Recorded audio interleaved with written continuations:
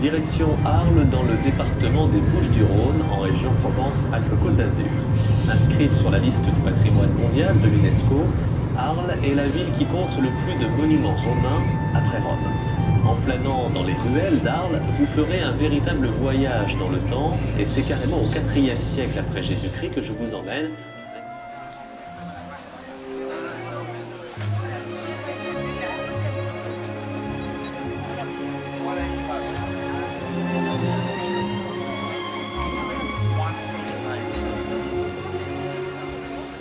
Souhaitons la bienvenue dans la ville d'Arles. Arles, située entre les Alpilles et la Camargue, mais également riche de ses monuments romains et romans, tous classés au patrimoine mondial de l'UNESCO. À Arles, vous pourrez également flâner dans les rues pour admirer les façades des hôtels particuliers. Vous pourrez également vous promener dans le quartier populaire de la Roquette. N'hésitez pas à faire une balade sur le Rhône et surtout ne manquez pas notre marché qui se déroule tous les samedis matin. C'est un des plus grands marchés de Provence. Je vous souhaite une très bonne visite et à bientôt.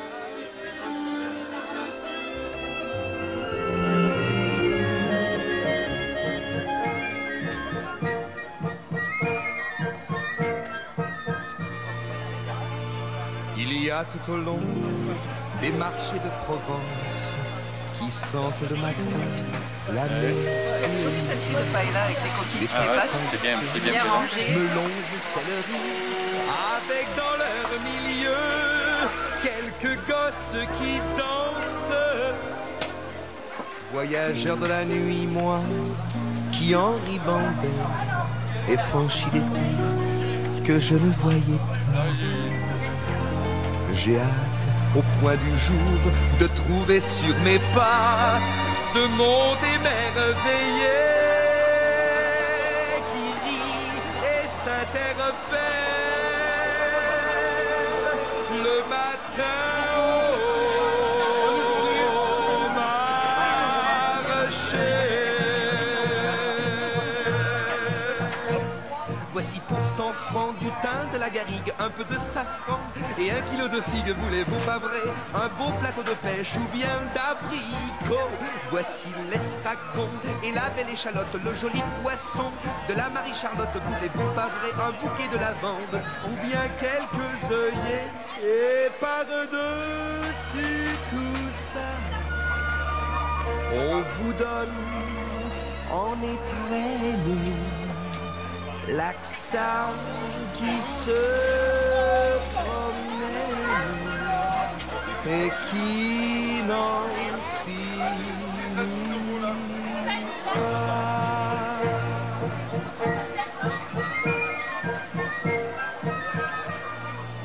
Mais il y a tout au long des marches de Provence tant de filles jolies, tant de filles jolies. Au milieu des fenouils, melons et céleri, j'ai bien de temps en temps quelques idées qui dansent. Voyageur de la nuit, moi qui en ribambelle et croisais des regards que je ne voyais pas. J'ai hâte, au point du jour, de trouver sur mes pas ces filles du soleil qui rit et qui m'appelle le matin au marché.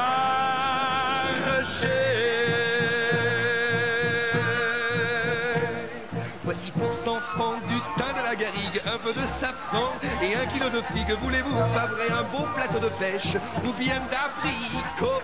Voici l'estragon et la belle échalote, le joli poisson de la Marie-Charlotte, voulez-vous pas vrai? Un bouquet de lavande ou bien quelques œillets. Et par-dessus tout ça,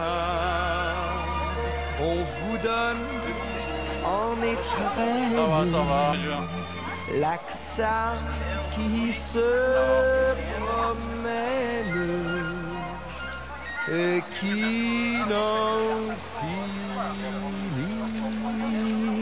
pas.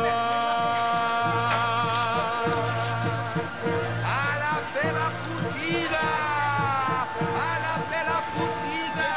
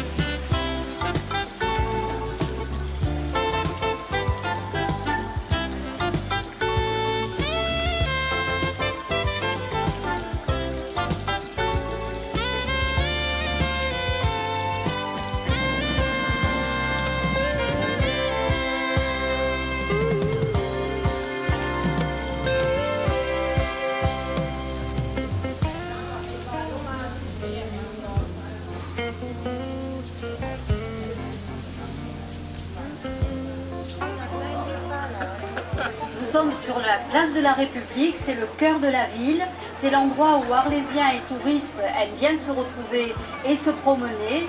C'est le cœur historique, le lieu qui résume toute l'histoire d'Arles. En particulier, l'obélisque qui est ici est un obélisque romain qui vient du cirque et qui date du 2e siècle après Jésus-Christ. Pour le Moyen-Âge, on a l'exemple très beau du portail de Sainte-Trophime, un portail roman entièrement sculpté qui représente le jugement dernier. Et puis, pour l'époque moderne, 2 bâtiments, une église du XVIIe siècle qui est l'église Sainte-Anne, une église paroissiale, et l'hôtel de ville, un grand bâtiment de l'époque classique, construit par l'Arlésien Jacques Pétré et par Jules Arbois-Mansart.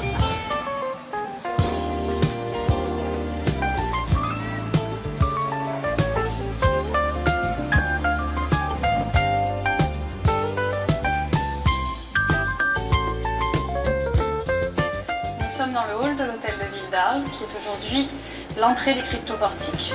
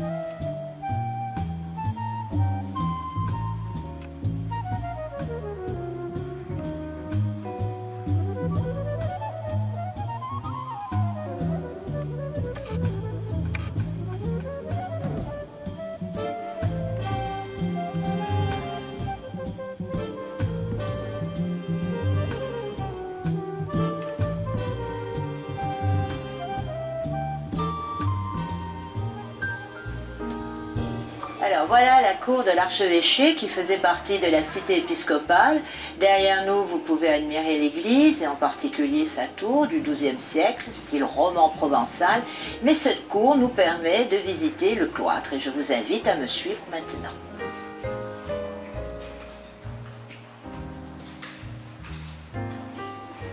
Et nous voilà dans le cloître Saint-Trophime. Ce cloître a été érigé en 2 temps, au XIIe siècle dans le style roman et terminé plus tard, vers le XIVe siècle, dans le style gothique.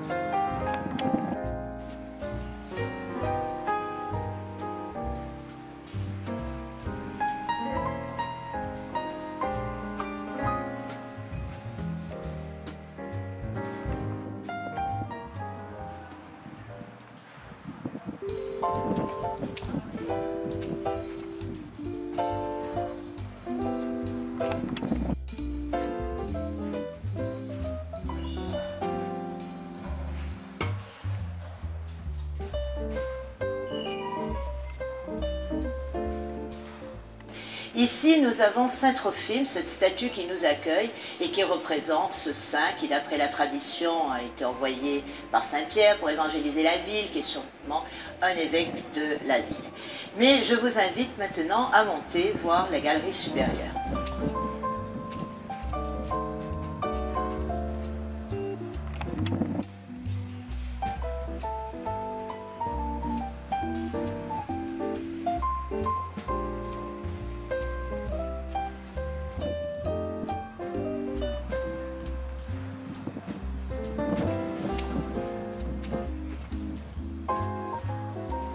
Alors nous voilà sur cette terrasse qui nous permet d'admirer les toits de la ville d'Arles, en même temps de rappeler que ce cloître est un cloître canonial, c'est-à-dire réservé aux chanoines, et les chanoines, ce sont les auxiliaires de l'évêque. Et ils montaient sur la terrasse pour se détendre, pour méditer sous le ciel étoilé. En même temps, c'est fort pratique parce que ça nous permet de voir les différences de style. Vous voyez, face à nous, nous avons la galerie gothique avec ses arcs brisés, alors que sur la droite, nous voyons les différences de style, les arcs en plein cintre directement inspirés de l'art romain. L'art roman provençal est très fidèle à cette antiquité romaine et c'est très visible également avec les pilastres cannelés qui donnent sur le jardin.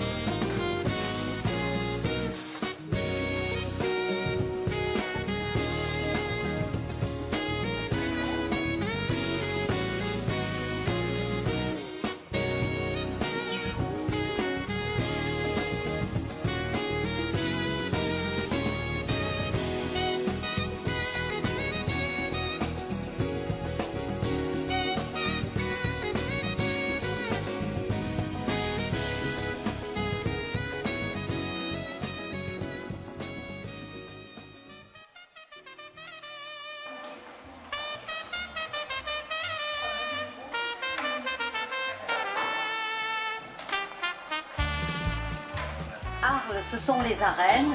Ce grand amphithéâtre romain a été construit à la fin du 1er siècle après Jésus-Christ.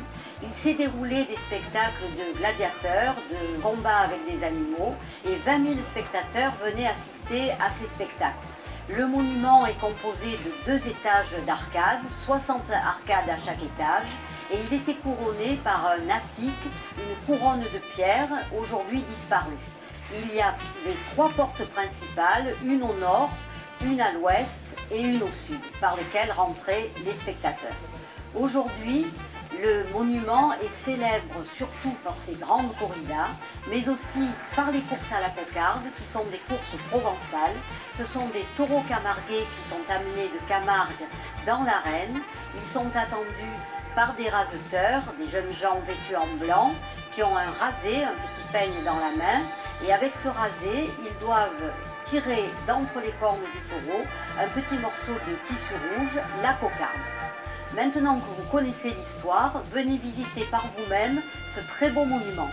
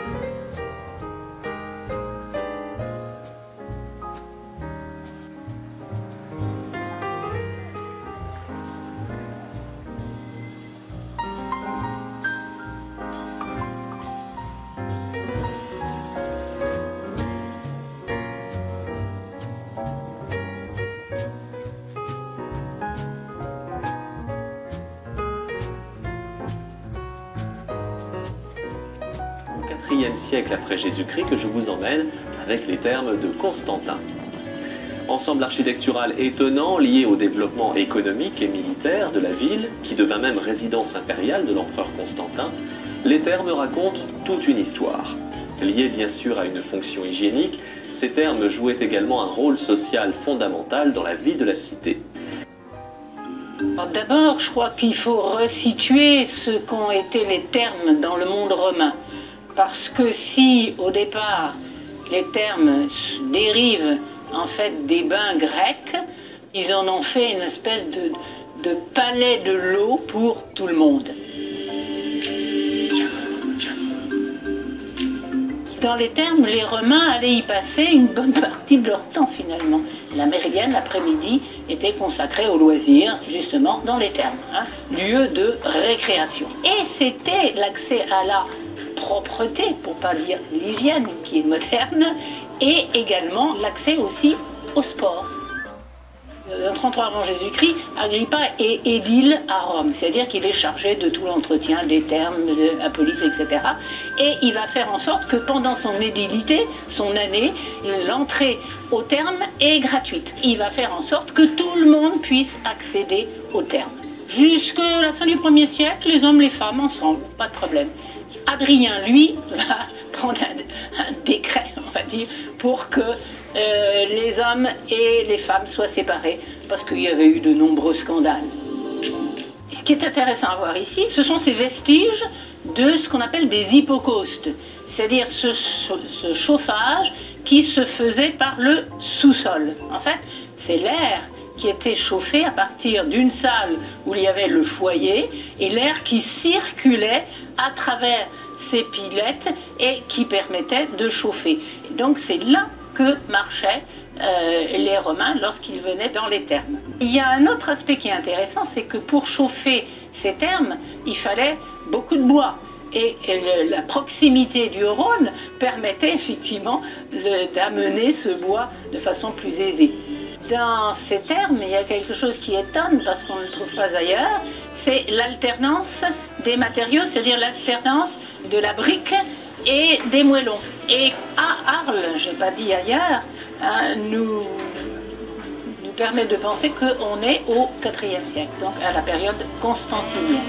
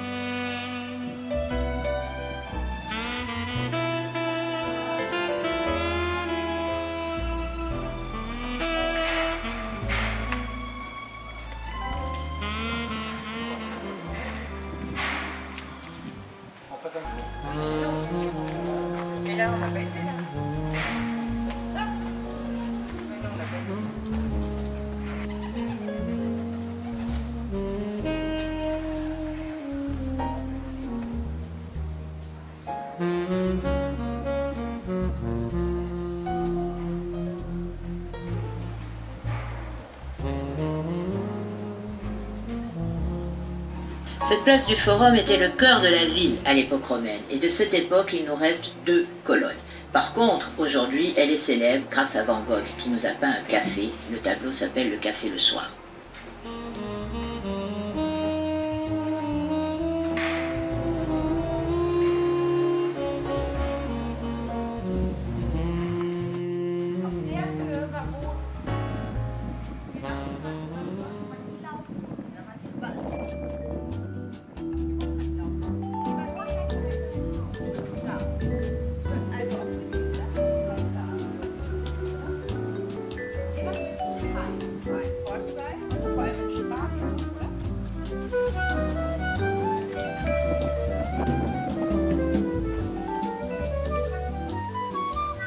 Vous êtes ici dans le théâtre antique d'Arles, où venaient il y a 2000 ans les Arlésiens de l'époque romaine. Et vous pouvez voir ce beau monument composé de ces gradins autrefois pouvaient venir 10 000 spectateurs devant une scène où se déroulaient des spectacles de théâtre et de variété très prisés à l'époque. Il ne reste malheureusement que très peu de murs de scène, simplement ces deux très belles colonnes, les seuls restes d'une triple colonnade qui servait à la fois à renvoyer le son vers les spectateurs, mais qui était aussi un magnifique décor de palais. Vous voyez ces structures métalliques, elles servent l'été pour les spectacles, en particulier pour la fête du costume en juillet, pour les rencontres d'art, les rencontres photographiques, pour le Festival du Sud et pour le Festival Péplum Arelat à la fin du mois d'août. Et maintenant, je vous invite à découvrir par vous-même ce lieu magique.